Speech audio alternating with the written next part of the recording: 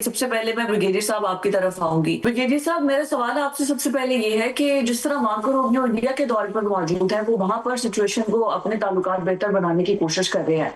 Shahbaz Sharif China मौजूद है, Asim Munir Iran गए हैं। तो इस टाइम पर अमेरिका की डिप्लोमेसी भी बड़ी एक्टिव है, पाकिस्तान की भी बड़ी एक्टिव है और सिचुएशन को नॉर्मलाइज करने की कोशिश की जा रही है। लेकिन द इम्पॉर्टेंट पार्ट इज कि आखिर ऐसी कौन सी शराइत हैं जो कि ईरान बार बार कह रहा है कि आप थोड़ा सा नरमी पैदा करें तो ईरान भी जो है वो थोड़ा झुकाव पैदा कर देगा, और डेडलॉक बना हुआ है। अभी तक कोई फाइनल ड्राफ्ट हमारे सामने नहीं आ सका, इसी वजह से आसिम मुनीर वहां गए हैं। तो आपसे कुछ मालूमात शेयर करें। आई एम श्योर आपके पास तो बहुत सी ऐसी यू बीन स्टडीड और ऐसी इंफॉर्मेशन होगी कि आखिर डेडलॉक किन शराइत पर कायम है अभी तक। जी हाँ, बहुत शुक्रिया। देखिए, मेरे ख्याल में सबसे पहले इम्पोर्टेंट चीज़ है कि दिस पॉसिबिलिटी है, एक पोटेंशियल है कि हो सकता है कि अंडरस्टैंडिंग डेवलप हो जाए और इस कन्फ्लिक्ट का खात्मा हो, और वो स्पेस प्रोवाइड करेंगे फॉर फ्यूचर जो स्टिकिंग पॉइंट्स हैं उनके बारे में बातचीत करें, और स्पेशली इसमें न्यूक्लियर का इशू शामिल है, सैंक्शंस का है, एसेट का है, वो इसमें शामिल है। जो पॉइंट्स अल अरबिया ने पब्लिश किए हैं, 10 पॉइंट्स उन्होंने पब्लिश किए हैं, और उसके मुताबिक इस पे ऑलमोस्ट अंडरस्टैंडिंग हो चुकी है। लेकिन उसमें देखें कि दो तीन इंपॉर्टेंट चीजें हैं। इनिशियली सीज फायर की बात की गई है, और सेकंड इंपॉर्टेंट चीज है that is straight of Hormuz. उन्होंने कहा कि फ्री नेविगेशन होनी चाहिए स्ट्रेट ऑफ हॉर्मुज पे, गल्फ ऑफ ओमान पे, और अरेबियन सी की बात की गई है। और उसके साथ ये कहा गया है there can be joint mechanism to monitor. तो इसका मतलब है कि ये इनिशियली कोई ऐसा एक आइडिया बन सकता है कि जिसमें मैकेनिज्म हो, जिसमें तमाम स्टेक होल्डर्स को ऑन बोर्ड लेना होगा, क्योंकि एट प्रेजेंट क्योंकि कंसर्न है, जीसीसी कंट्रीज का भी कंसर्न है, इंटरनेशनल कम्युनिटी का भी कंसर्न है, क्योंकि वर्ल्ड इकोनॉमी जो स्टेक पे आ गई है, इकोनॉमिक पेन महसूस की जा रही है दुनिया भर में। So therefore international interest भी, China Russia is on board, वो भी चाहते हैं कि नेविगेशन यहाँ पे फ्री होनी चाहिए, मिलिटराइजेशन नहीं होनी चाहिए। That is one thing. और सेकंड, उन्होंने इंपॉर्टेंट चीज में एक है वो न्यूक्लियर की बात की, उसमें ये पॉइंट शामिल किया गया है कि that Iran is not seeking nuclear weapons. और इसके बाद उन्होंने ये कहा कि उसके डिस्पोजल की बात की जाएगी, जो इनरिच्ड यूरेनियम है इसके बारे में क्या हो सकता है।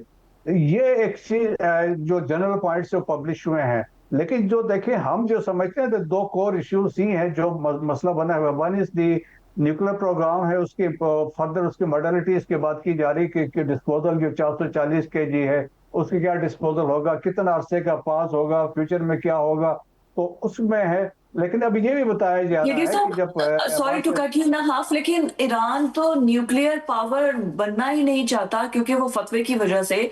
ये सिर्फ यूरेनियम एनरिचमेंट की बात हो रही है, न्यूक्लियर उनका कोई इरादा नहीं है to get the uranium atomic energy. लेकिन अभी देखें कि अभी यही पहले सोच यही थी कि अगर लीडरशिप एलिमिनेट होती है, जो लीडरशिप उनको रिप्लेस करेगी, तो वो बहुत हार्ड लाइनर्स आएंगे। तो अभी भी एक आइडिया ये फ्लोट हो रहा है कि भाई अगर इस तरह के मसाइल हैं तो न्यूक्लियर को हम, ये ऑप्शंस तो हमें खुली रखनी चाहिए। तो that is a possibility. Specially देखें कि रेवोल्यूशनरी गार्ड कोर के 7 ऐसे लोग हैं जो बेसिकली आप समझ ले, चाहे वो कालीबाफ है या जुडिशरी सुप्रीम कोर्ट के चीफ जस्टिस हैं, और या नेशनल सिक्योरिटी काउंसिल के हेड हैं, अहमद वाहिदी हैं जो पासदारान के हेड हैं। इन सब का मानना है, सब हार्ड लाइनर्स हैं, वो चाहते हैं कि हमारे पास कोई ऐसा वेपन्स हो तो जिसको हम यूज करें, एक्सप्लॉइट करें और लेवरेज के तौर पे यूज करें। दैट्स वाई ये दोनों यूज हो रहे हैं, 440 KG uranium as well as at the same time ये स्ट्रेट ऑफ हॉर्मुज की बात हो रही है। तो इस दोनों पे है। लेकिन ये है कि लाइकली है कि कोई अंडरस्टैंडिंग ऑलमोस्ट होने वाली है। दैट्स वाई फिल्म होने वाली है होपफुली, बिल्कुल। बट साहब इस्लामाबाद में शहर इक़्तिदार में मौजूद है और उनके पास आई एम श्योर कि वहां से बहुत ही गर्मा गर्म खबरें होंगी। बट साहब तो हमें भी कुछ शेयर करें कि वहां पर आबो हवा क्या है, माहौल क्या है इस्लामाबाद में। वो गर्मा गर्म खबरें सारी इंतहाई काबिल एहतराम। ब्रिगेडियर साहब, आपने ये जो बात कर दी है, सीधी बात कर दी है कि अंडरस्टैंडिंग डेवलप होने वाली है। ये आज की सबसे बड़ी खबर तो आप ब्रेक कर रहे हैं। जो मेरे पास खबरें हैं वो है मोहसिन नकवी साहब की एक हफ्ते में 2 दफा ईरान जाना, और उसके बाद जो रिपोर्ट दी है उन्होंने फील्ड मार्शल आसिम मुनीर साहब को और शहबाज शरीफ साहब को, फिर कंसेंसस के साथ फील्ड मार्शल साहब ईरान गए हैं। और चूंकि अल्लाह पाक ने उनको इतनी इज्जत दी है कि दुनिया मान रही है, सैयद आसिम मुनीर की बात को ऑन कर रही है, इसलिए वो ईरान गए हैं। लिहाजा मैं आपसे जानना चाहता हूं, मुझे आप समझाएं कि ट्रंप इंतजामिया तो अपने वादों से पीछे हटती है, ये हमेशा ईरान बार बार कहता है। उसने ईरानी वजीर खारजा ने यूनाइटेड नेशन के जनरल सेक्रेटरी को भी ये गिला शिकवा किया है।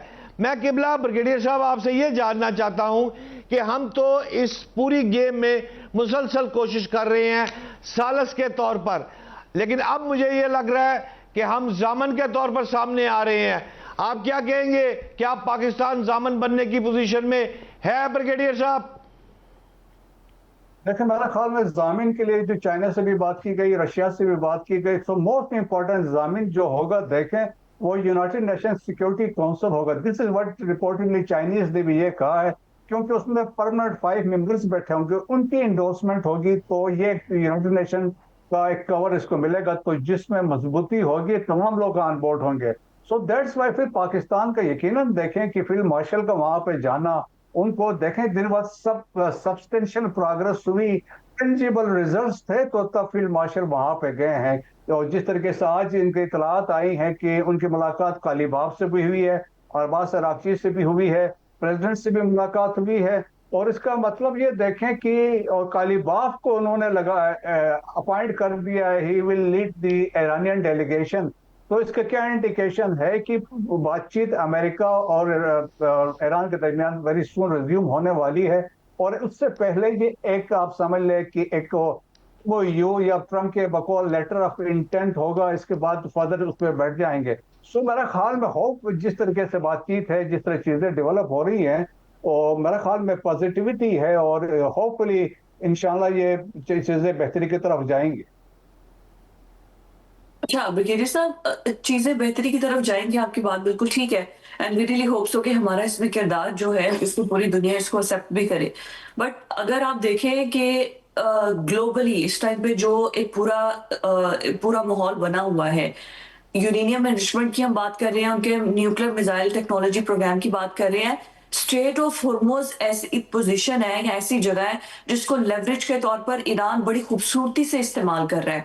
तो अभी जो टोल टैक्स लगाने की बातें की जा रही हैं, और वहां पर वो ये भी इतलात आ रही है कि अभी उन्होंने बाकायदा एक बॉडी भी बना दी है जो कि टोल टैक्स वसूल करेगी। तो क्या प्रैक्टिकली ये मुमकिन है ईरान के लिए, क्योंकि पूरे दुनिया का 20% ऑयल वहां से गुजरता है, हम जैसे जो कि थर्ड वर्ल्ड कंट्री है, हमारा ऑयल भी वहां से गुजरेगा, तो हम हर बैरल के ऊपर इतने डॉलर्स दे सकेंगे ईरान को? बहुत इंपॉर्टेंट चीज है, दैट्स वाई इंटरप्रिटेशन की बात है। और ईरान जो क्लेम करता है ये हमारे टेरिटोरियल वाटर्स के अंदर आता है लोग, और इंटरनेशनली इसको इंटरनेशनल वाटर्स माना जाता है। सो इंटरप्रिटेशन की बात है। और फिर जो अब रिसेंटली ईरान ने अपना एक नक्शा पब्लिश किया है, जिसमें आप देखें कि उन्होंने यूएई में उम्मुल कुवैन से लेके कशम आइलैंड का जो वेस्टर्न टिप है एक लाइन ड्रा वहां पे की है। फिर वो फजुरा जो यूएई का ओमान वाली साइड पे जो पोर्ट थी उसके साउथ में चले गए, वहां से लाइन एक ड्रा की है टुवर्ड्स ईरान को है मुबारक। सो उन्होंने न सिर्फ अपना एरिया, ओमान के एरिया, बल्कि यूएई का एरिया भी इसमें शामिल किया है, यूरिस्डिक्शन के अंदर शामिल किया है। So that is a serious किस्म की एक डेवलपमेंट है, क्योंकि देखें जिस कंट्रीज वो इसको सीरियस समझते हैं, क्योंकि वो समझते हैं कि उनकी entire economy is dependent on this straight of Hormuz. तो दैट्स वाई देखें चाइनीज से, रशियन से, इंटरनेशनल कम्युनिटी वो मानती है कि स्ट्रेट ऑफ हॉर्मुज में कोई मैकेनिज्म हो। दैट्स वाई कि इस जो पॉइंट्स जो अल अरबिया ने पब्लिश किए हैं उसमें बात की गई है, एक मैकेनिज्म की बात की गई। तो इसका मतलब है कि एक मैकेनिज्म हो सकता है इन प्लेस हो जिसमें सबके कंसर्न्स को एड्रेस किया जाए। और वैसे भी देखें कि अब जो दुनिया में जो हमने खिते में देखा है कि वो जिससी country they are trying for alternate routes को वो तलाश कर रहे हैं ताकि बाईपास कर जाएं स्ट्रेट ऑफ हॉर्मुज को फ्यूचर में। और अब स्टडीज ये भी आ रही है 2030 या 2035 तक स्ट्रेट ऑफ हॉर्मुज की इतनी अहमियत कम हो जाएगी, क्योंकि आगे सऊदीज ने ऑलरेडी वेस्ट की तरफ निकल चुके हैं, यूएई वाले भी निकल चुके हैं। इराक का एक पाइपलाइन तुर्किया की तरफ जाता है, फिर एक सऊदी अरब के दरमियान से गुजरता है जो अभी रिडेंडेंट है लेकिन but still it is intact है। तो दैट इज ए पॉसिबिलिटी, इसको बाईपास करके मेडिटेरियन सी एंड यूरोप से रब्ता किया जा सके, but mechanism has to be there. और ईरान इससे मानेगा तो ईरान के लिए ब्रिगेडियर साहब आप दुरुस्त फरमा रहे हैं, हम यहां तक आपकी बातों से मुत्फिक हैं, हम यहां तक भी मुत्फिक हैं। और अमेरिकी वजीर खारजा मार्को रूबियो का जो बयान है कि हम बराह रास्त पाकिस्तान बुनियादी सालिस है, हम राब्ते में हैं, ये भी बात समझते हैं। लेकिन ब्रिगेडियर साहब आपसे ये जानना चाहते हैं, 14 अगस्त की परेड आ रही है, क्या खुशखबरी आ रही है? मेरा prime minister of Pakistan Shahbaz Sharif China है, वहां से कोई बड़ा पैकेज लेने में कामयाब हो रहे हैं, मुल्क किस तरफ जा रहा है, फिजा ब्रेक पे जा रही है। लेकिन चंद लाइनें हमें जरूर बताते जाए कि पाकिस्तान को किस नजर से देख रहे हैं, खास तौर पर शहबाज शरीफ का चाइना, फील्ड मार्शल का ईरान और 14 अगस्त की परेड। इसको 4 लाइनों में कंपाइल करके बताएं जरा ब्रिगेडियर साहब किबला। देखें, मेरे ख्याल में पाकिस्तान की जियो स्ट्रेटेजिक प्रोफाइल देख रहे हैं, Pakistan has become a geo strategic player है। और चाइना में देखें कि पहले प्रेसिडेंट ट्रंप गए, फिर रशियन प्रेसिडेंट गए, अब पाकिस्तान के प्राइम मिनिस्टर जा रहे हैं, तो इसका मतलब आप देखें अहमियत उस पॉइंट ऑफ व्यू से आप देखें कितना इंपॉर्टेंट है। पाकिस्तान के वेपन्स इंडस्ट्रीज स्पेशली जो हमारे जहाज है, दूसरे इक्विपमेंट है, उसकी बहुत बड़ी पजीराई हो रही है और लोग उसकी बड़ी डिमांड कर रहे हैं। लेकिन अभी आप रिसेंटली DGISPR ने कहा था कि 14 अगस्त पे जो एक मैसिव हमारी परेड होने वाली है, उन्होंने कहा था सरप्राइज का वेट करें, और यकीनन उन्होंने कहा था कि हमारी जो कौम होगी उससे खुश होगी। तो मेरे ख्याल में हमें उसका वेट करना चाहिए। पाकिस्तान के पास मेरे ख्याल में इंशाल्लाह जो चीजें इस दफा दिखाई जाएंगी तो पाकिस्तान के लिए बहुत खुश आएंगे।